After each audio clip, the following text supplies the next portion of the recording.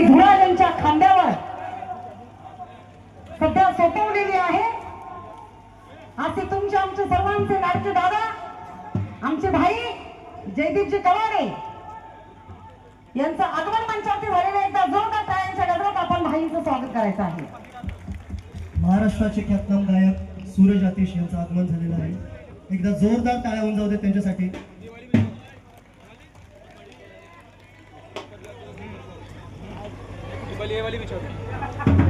काम करे